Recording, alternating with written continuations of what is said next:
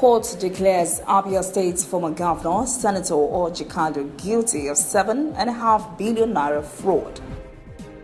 Court orders Omoyele Showore's release within 24 hours. On the international scene, France grounded by biggest national strike.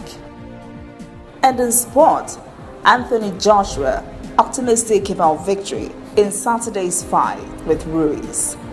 This is ANN News. I am Olajumoke Olatuji. Former governor of Abia State, Orji has been sentenced to 12 years in prison by a federal high court in Lagos. He was found guilty on 39 counts of 7.5 billion naira fraud and money laundering.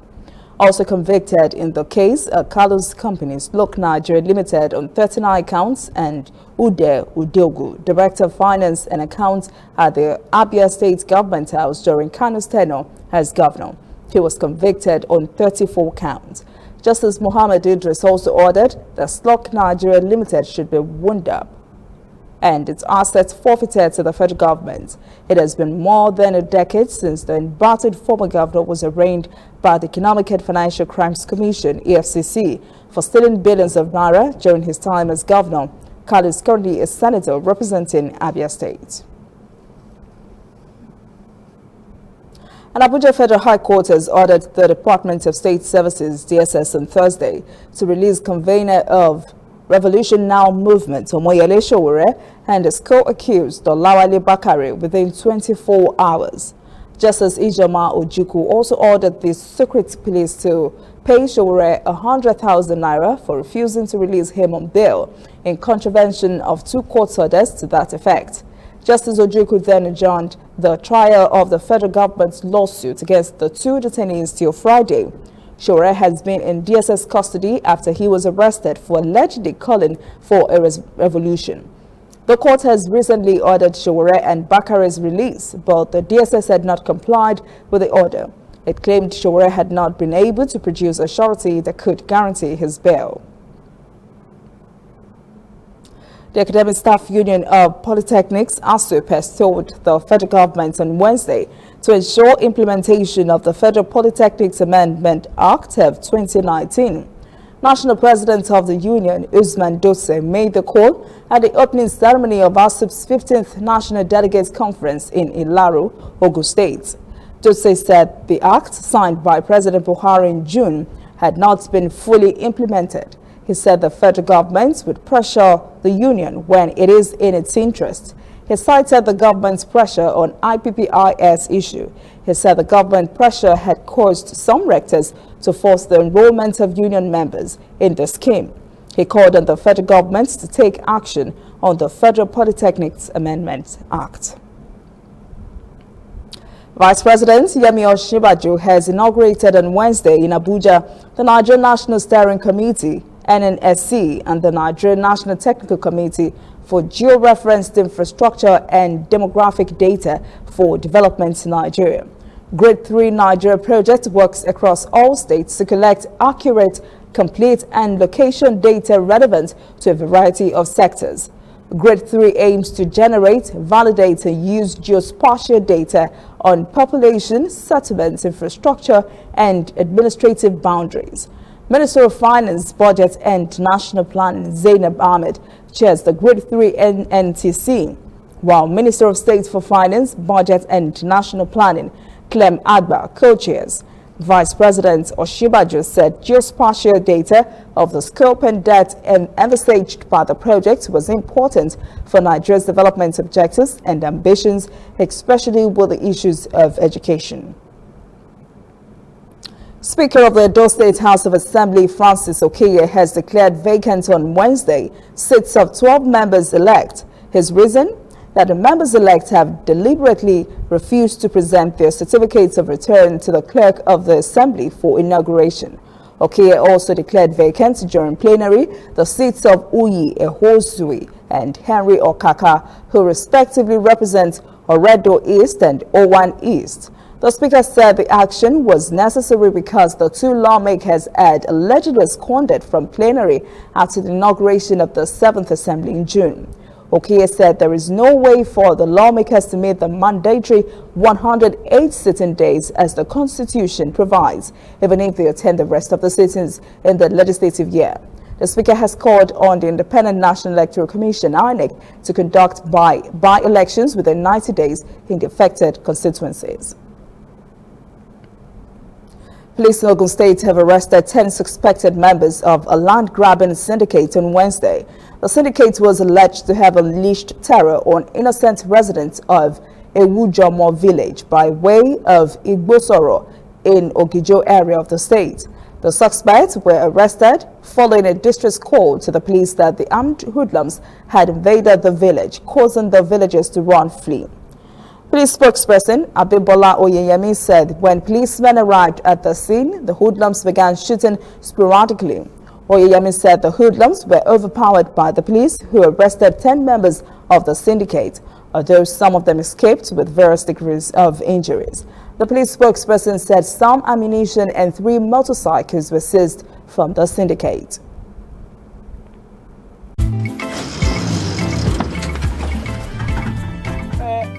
I better go. I feel like saying the friend don't take time finish. Push!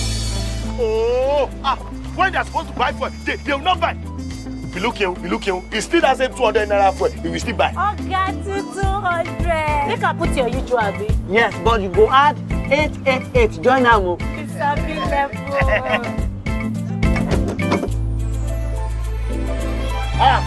Is it not 200 you give that lady? Now 888 be that. 888 now the new AWOOF. Recharge with star 888 star pin hash to enjoy 5 times AWOOF from MTN to call any network. You fit also enjoy am on top VTU. Just ask your vendor for AWOOF for you. Conductor, where my other naira? Office man, you know they forget money self. Oh, forget. You go even hide 888 join that shit. Give my check, bro. Welcome back. This is ANN News. Now to African stories. The United Nations Migration Agency says at least 57 persons have died in the Atlantic after a vessel carrying 150 migrants capsized off the coast of Mauritania. The International Organization for Migration says the boat was believed to have left the Gambia a week ago. Survivors say the vessel had run low on fuel as it approached the Mediterranean Sea. The African Union has hosted a forum to assist the Democratic Republic of the Congo in its fight against Ebola. The Addis Ababa forum was successful in attracting more than $50 million in pledges, a figure that overshot its target. The Africa Against Ebola forum was attended by delegates from the private sector and international partners. Reporter Girum Chale has the details. The Ebola outbreak in DRC has so far claimed over 2,000 lives, and according to the World Health Organization, the situation remains to be alarming.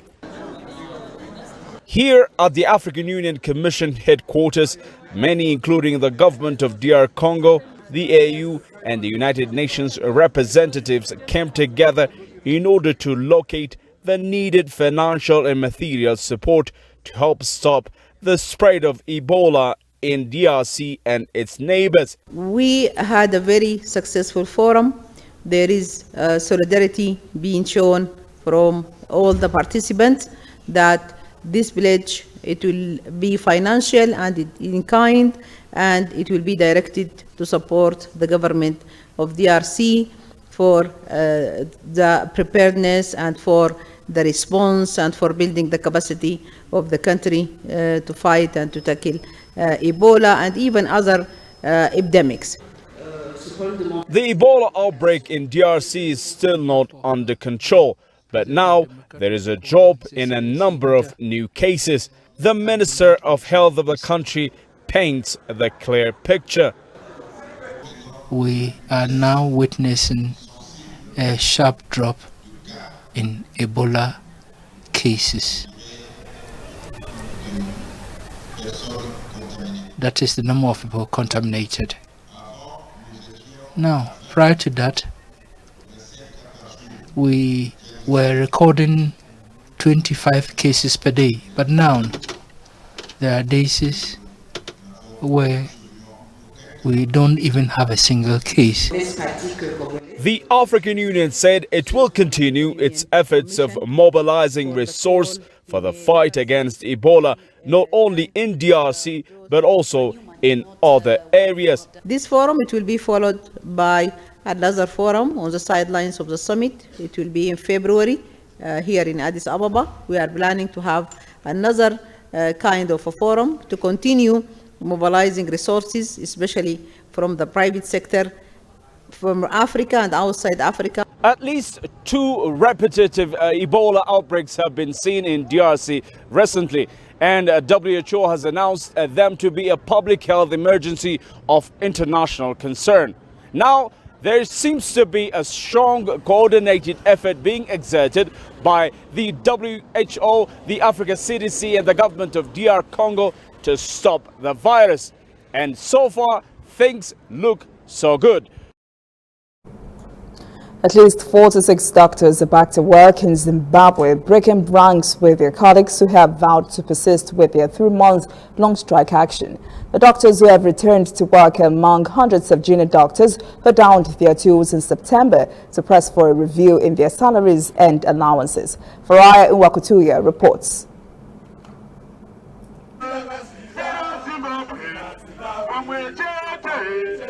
While the 46 were back at work, the rest of their colleagues were escalating their strike by marching to deliver a petition to Parliament. Doctors hope that lawmakers can exert pressure on the government to act and bring an end to this protracted impasse whose impact has been nothing less than devastating. Several avoidable deaths have been reported at public hospitals where essential services have been scaled down as the over 2-month-long health crisis deteriorates. Even as the strike drags on, doctors are hopeful a resolution can be found out of behind-the-scenes negotiations which culminated in the presidential moratorium. We appreciated the gesture and would love to be back at work. And once the remuneration part is addressed, we can come back to work and set timelines for other things to be addressed within a specific timeline.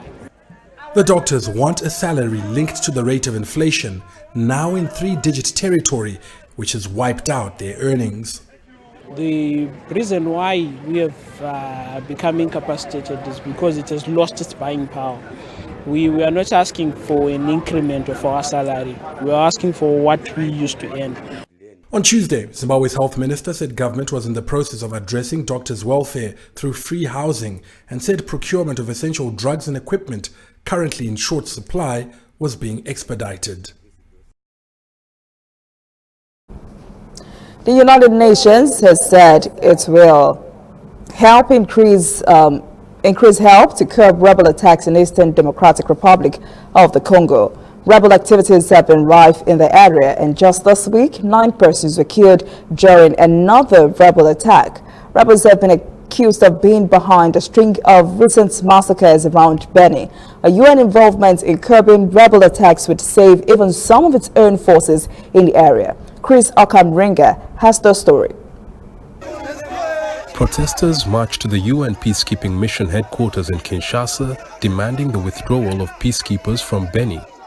They accused the UN of failing to protect people in the eastern city from rebel attacks.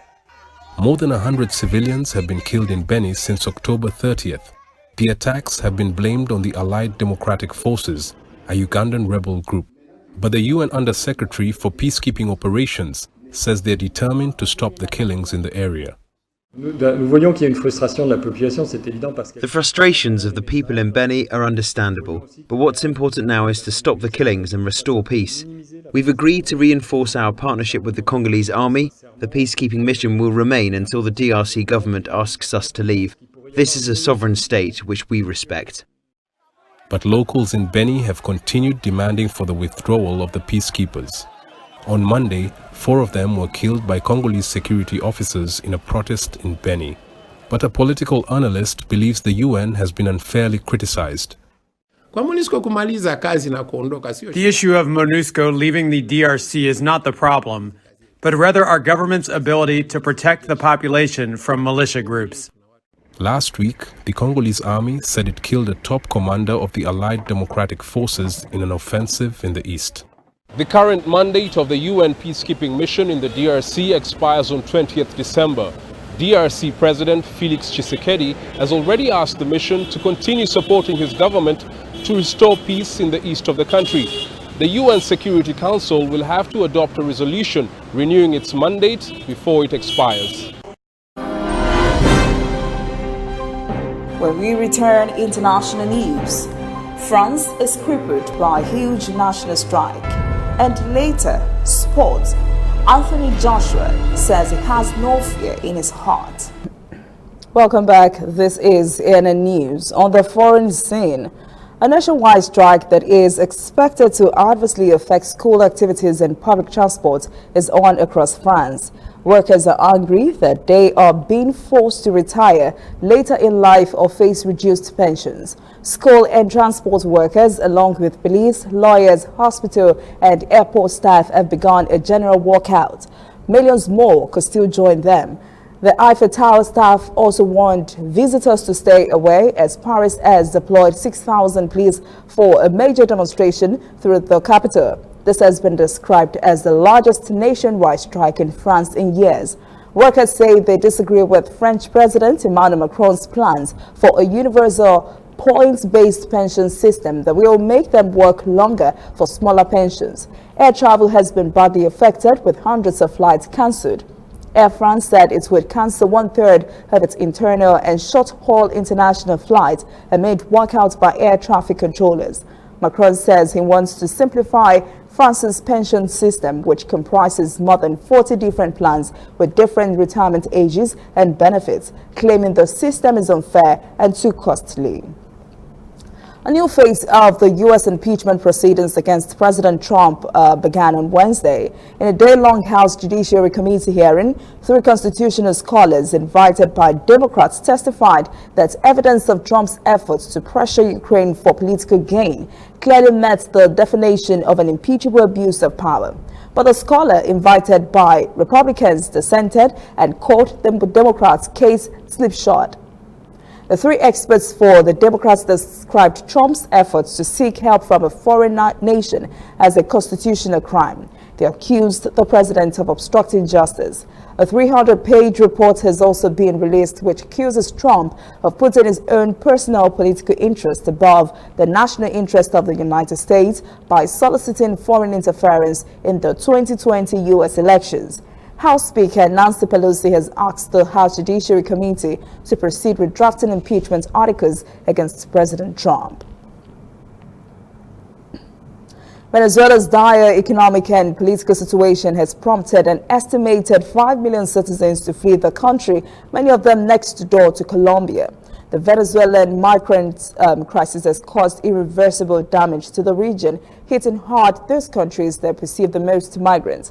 At least 1.5 Venezuelans are said to be in Colombia, a sharp increase in the numbers predicted for next year. Colombia is asking for international help because it is finding it difficult to handle the high influx of migrants. Janitza Ortega worked as a house cleaner for most of her life in Venezuela, but as the situation in her home country continued to deteriorate, it was impossible, she says, on her salary to help her children get a proper education. So 2 months ago, she packed her bags and traveled to Peru with her 18-year-old daughter. We enrolled her in classes, but we had no money for things like transportation or food. In Venezuela, once you pay for food, you have no money left for anything else. Their journey took them through Colombia to Ecuador, Peru, and then back to Colombia after being deported from Peru for lack of visas. Here, they can more easily begin the process to request a legal visa. Ortega says she faced many difficulties along the way, but reached her low point, begging for food on the streets of Ecuador. I would ask for rice or beans, and then I would come back and we would cook on a bonfire. That was something I've never experienced before. Over the past 2 years, Venezuelan migrants have poured into neighboring Colombia. Some are looking to call this country their new home. Others are simply passing through, looking to move on to other South American nations. This Bogota shelter for migrants takes in up to 70 people a day for a maximum of 4 nights. The staff here help them with food, a place to sleep, and a boost to get to their next destination. They are seeing their sons dying of hunger, their father or grandparents dying because of a lack of medicine. If I put myself in their shoes, I see things differently. I see them as a brother. The United Nations Refugee Agency, UNHCR, says some $1.35 billion in funding is needed to provide basic food and services to Venezuelan migrants across Latin America and the Caribbean next year. And no country hosts more Venezuelan migrants than Colombia, with their numbers projected to hit 2.4 million in 2020. Recent arrival, Crisbert Ibarra, says many friends from her old high school have either left for different countries or are thinking of building their lives somewhere other than in Venezuela. But she hasn't lost hope of returning. I would prefer to make money and go back to my university in Venezuela because I have my friends and family there.